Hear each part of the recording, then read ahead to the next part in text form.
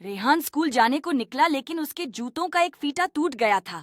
वो रुका, फिर फीता बंधने लगा मगर देर हो गई। स्कूल के गेट पे लिखा था, आज का इम्तिहान कैंसिल है, अगला हफ्ते होगा। रेहान हंस के बोला, कभी कभी टूटे हुए जूते भी बचा लेते हैं। उसने पहली बार समझा, हर दर में कोई वजह होती है, बस वक्त पे समझ आनी चाहिए। ये एक नई सोच थी जो उसके दिल को बेचैनी से शांति तक ले गई।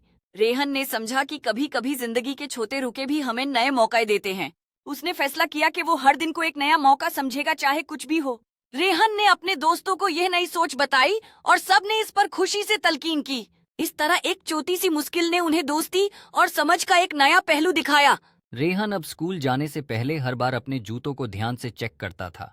उसकी दोस्ती और समझ का यह सफर उसे हर दिन नए सबक सिखाता रहा। रेहन ने समझा कि छोटी छोटी बातें भी जिंदगी को खूबसूरत बना सकती हैं।